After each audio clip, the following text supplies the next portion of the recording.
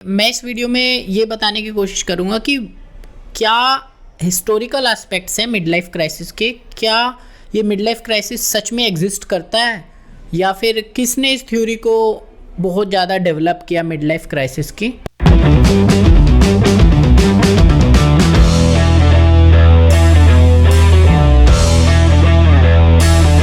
सबसे पहले 1965 में एलियट जकर्स करके एक बंदा था, मीन्स कि he was a very renounced person. उसने वो बंदा क्या था ना कि वो जीनियस जो उसके टाइम पे होते थे ना, जितने भी जीनियस लोग थे स्पेशली 70s और 80s के टाइम पे, उसने उन पे रिसर्च की। He was very obsessed with the biography of those genius people. तो ये क्या करता था, इसने उनकी बायोग्राफी पढ़ी और उनके बायोग्राफी को लेके इसने कुछ कंक्लूज़न पे आया कि क्या था, किस चीज़ ने उन्हें इतना ग्रेट पर्सन की तरह बनाया, क्या था उसके पीछे का रीज़न। तो ये उनमें बहुत ज़्यादा इंटरेस्टेड था। तो इस बंदे ने नोटिस किया, कुछ लोगों का मैं एग्जांपल बता रहा हूँ जिससे इसने नोटिस किया। बहुत सारे लोग थे पर मैं कुछ स्पेसिफिक लोगों के बारे में बता रहा हूँ जो इसने नोटिस किया। एग्जाम्पल हैं चोपिन बैश, शेक्सपियर, मोजार्ट, बेथोवन और भी उसके टाइम पे या फिर उसके जो प्रीवियस 70s और 80s के जो आर्टिस्ट थे, कंपोज़र थे या फिर जो ग्रेट जीनियस थे उस टाइम के, इसने उनकी लाइफ को स्टडी किया और पाया कि क्या होता है ना कि जैसे ही ये लोग या फिर जो ग्रेट जीनियस लोग थे ये अपनी 30th को क्रॉस करते हैं। 30 जो एज होती है, 30, 32, 33 डिपेंड्स अपॉन कौन कहाँ पे रियलाइज़ करता है। तो उनको रियलाइजेशन होती है कि उन्होंने लाइफ में कुछ अचीव नहीं किया है, उनकी लाइफ ऐसे ही निकल रही है। तो यहाँ पे वो इस मिड लाइफ क्राइसिस के गड्ढे में जाके गिर जाते हैं और वहाँ पे वो रियलाइज़ करते हैं कि यार अब कुछ करना है। तो ये जो मिड लाइफ क्राइसिस का गड्ढा होता है ना, या तो उन्हें एंजाइटी, स्ट्रेस, सफरिंग से भर देता है, इट किल्स देम इंटरनली, या फिर वो अपने इस मिड लाइफ क्राइसिस को एक पॉजिटिव एनर्जी की तरह कन्वर्ट करते हैं और वो अपनी लाइफ में ग्रेटनेस अचीव करते हैं। तो उन लोगों को ये जो मिड लाइफ क्राइसिस का जो एक तरीके से ट्रेजेडी होती है ना, उसी की ट्रेजेडी उनकी लाइफ में क्रिएटिविटी की फ्लेम ले आती है, जिस क्रिएटिविटी की फ्लेम से वो एक जीनियस की तरह उभर के बाहर आते हैं। क्यों? क्योंकि उनका जो ये फियर होता है ना कि उन्होंने कुछ भी अकॉम्प्लिश नहीं किया है, यही उन्हें मोटिवेट करता रहता है। तो बहुत फेमस एग्जाम्पल कोट्स भी तुमने पढ़ रखे होंगे कि लाइफ बिगिंस, लाइफ तब स्टार्ट होती है जब आपको ये रियलाइजेशन होता है कि आपकी लाइफ ख़त्म हो रही है। तो एलियट जकर्स का कहना था कि मिड लाइफ क्राइसिस का मतलब ये है कि जब आपको ये रियलाइज़ हो जाता है कि आपकी हाफ से ज़्यादा लाइफ ख़त्म हो चुकी है और आप एक डेथ की तरफ आगे बढ़ रहे हो। तो फर्दर जो ये मिड लाइफ क्राइसिस की थ्योरी थी उसे एरिक्सन एंड लेविंगसन ने और ज़्यादा एनहेंस किया और ज़्यादा स्ट्रॉन्ग बनाया। उसने ये बताया कि क्या कहते हैं, हम अपनी लाइफ में ना कुछ बायोलॉजिकल इवेंट से गुजर रहे होते हैं, जैसे कि इन्हें ट्रांजिशन फेज़ बताया उन्होंने। जैसे कि फॉर एग्जांपल आप अपने चाइल्डहुड से जैसे निकलते हो, आप अडल्टहुड में जाते हो तो एक बायोलॉजिकल फेज़ आ गया। इसी तरीके से जो सेकंड बायोलॉजिकल ट्रांजिशनल फेज़ होता है, ये क्या होता है कि आप अपने जैसे ही यूथ से निकलते हैं, यूथ आपने पूरा फुल्ली मैच्योर्ड जी लिया है, उसके बाद अपने जैसे ओल्डर एज में जैसे ही जा रहे होते हो तब भी आपकी लाइफ में ये ट्रांजिशन फेज़ आता है। तो इस ट्रांजिशन फेज़ को ही आप अपनी मेंटल इलनेस में तब्दील कर लेते हो, आप इसे ही अपनी स्ट्रेस एंजाइटी का कारण बना लेते हो। इसे ही मिड लाइफ क्राइसिस बताया है। और उसके बाद क्या होता है कि आप ना इम्पल्सिव, रैंडम और जो बोलते हैं ना अजीब से डिसीजन अपनी लाइफ में लेते हो। जैसे कि मैंने पहले भी बताया, रेड स्पोर्ट्स कार खरीद लेते हैं, कुछ लोग एडवेंचर ट्रिप पे चले जाते हैं, कुछ लोग जिम स्टार्ट कर देते हैं। ये थोड़ा सा नॉर्मल हो गया, लेकिन कुछ लोग हार्ले डेविडसन खरीद लेते हैं, एक्सपेंसिव कार, एक्सपेंसिव हाउस, बहुत सारे कुछ ऐसे तरीके के डिसीजन ले लेते हैं जो उन्होंने मिड लाइफ क्राइसिस से लिंक्ड किए थे। तो इसकी हिस्ट्री में जाते हैं तो क्या था कि जो वर्ल्ड वॉर 2 थी उस टाइम पे, उससे थोड़ा सा पहले और उसके थोड़े से बाद जो पोस्ट वर्ल्ड वॉर 2 का जो पीरियड था,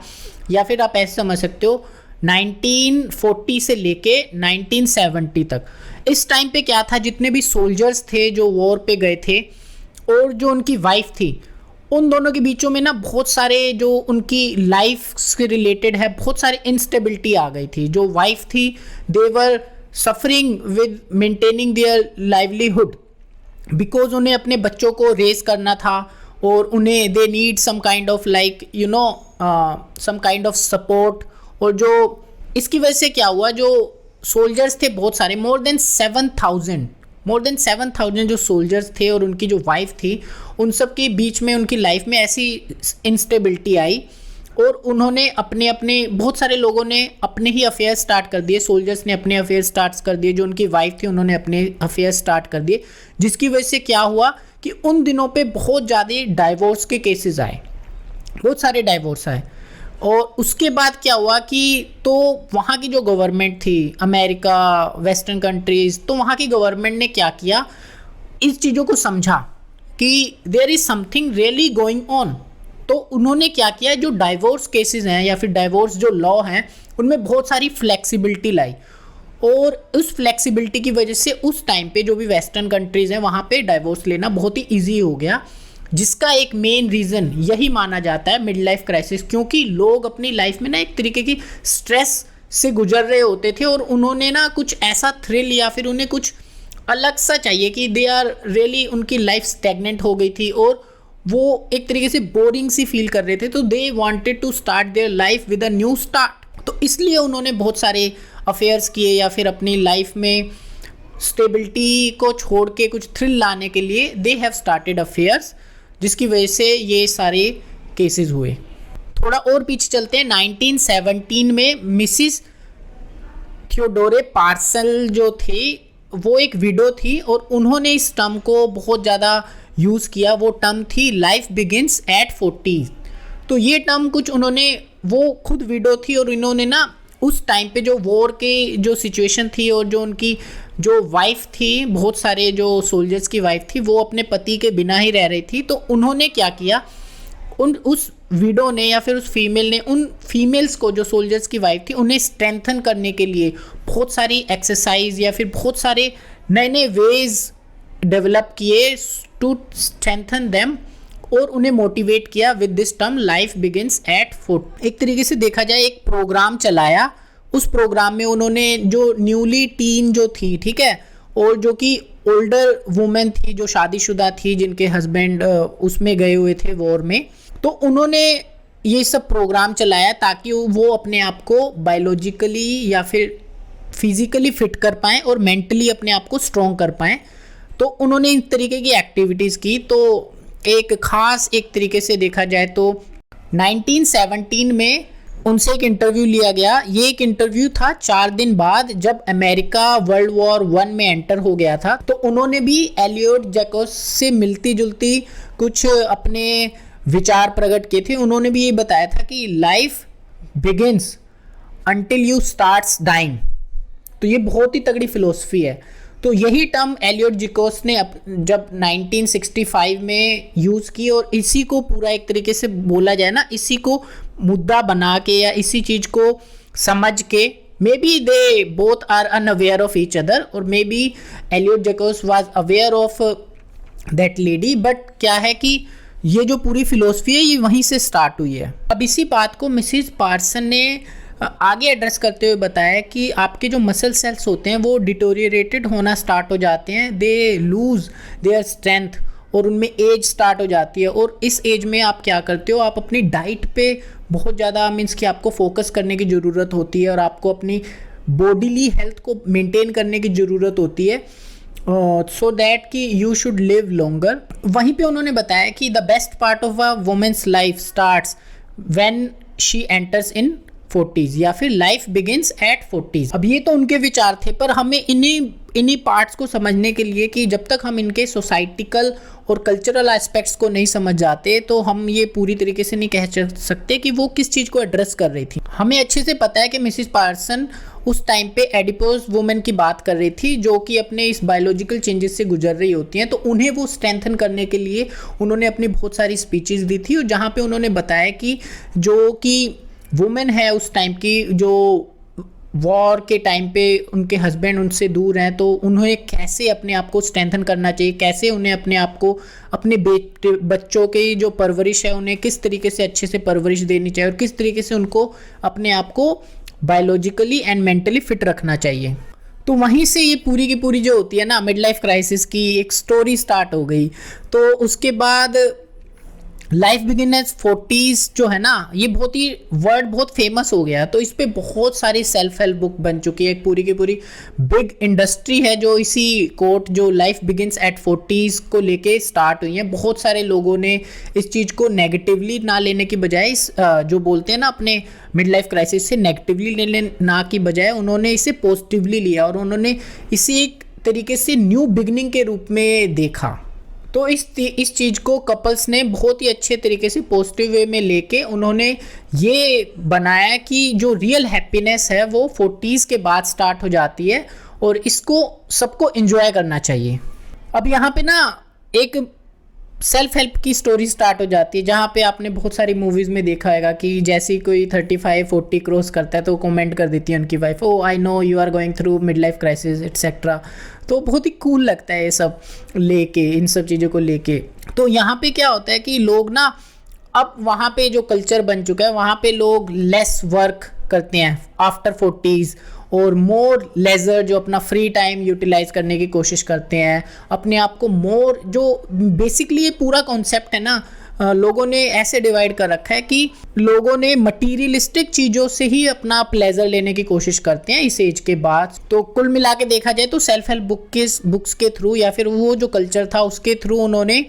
इसे अपने मिड लाइफ क्राइसिस को एक पर्सनल ग्रोथ का या फिर पर्सनल रिन्यूअल का एक मेथड बनाया और इसे स्ट्रेटेजिकली फॉलो करना स्टार्ट कर दिया। और लोगों ने जो अपनी 40s है उसे रीशेप का ईयर मान लिया कि अपनी लाइफ को, अपने पूरे लाइफस्टाइल को एक रीशेप देनी है और एक नई एनर्जी के साथ स्टार्ट करना है। क्योंकि इस एज में क्या होता है, आप एक तरीके से अपनी लाइफ में एक अर्निंग फेज में ना थोड़ी सी स्टेबिलिटी आ जाती है और आप उस पैसे को अपने इन मटेरियलिस्टिक डिज़ायर्स को पूरा करने पे लगा देते हो। और ये पूरा का पूरा कल्चर बन गया था या फिर बन गया है कि जो 40s और 45 या फिर 35 की जो एज होती है वहाँ पे ओल्डर एज के जो लोग होते हैं वो कम काम करते हैं, मीन्स कि work less and play more, ये एक कल्चर बन चुका है। तो इससे देखा जाए तो इसका एक इकोनॉमिकल एस्पेक्ट या फिर इकोनॉमिकली बेनिफिट भी है, क्योंकि अगर जो ओल्डर एज के लोग हैं उस एज में कम काम करेंगे और कम अर्निंग पे ध्यान देंगे और ज़्यादा इन्वेस्टमेंट करेंगे तो इससे क्या आएगा कि यंगर जो जनरेशन होती है उन्हें मोर जॉब अपॉर्चुनिटीज़ मिलेंगी और उन्हें बहुत ज़्यादा ही मीन्स कि एक तरीके से देखा जाए इकोनॉमिकली स्टेबिलिटी आएगी और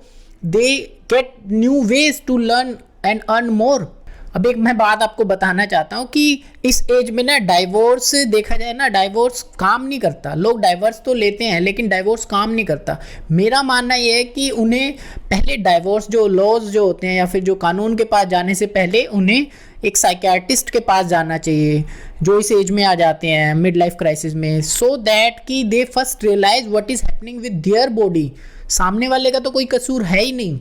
आपको पहले अपनी अंदर की साइकोलॉजी और फिलोसफी जो है समझनी पड़ेगी, उसके बाद आप ये डिसीजन पे आ सकते हो कि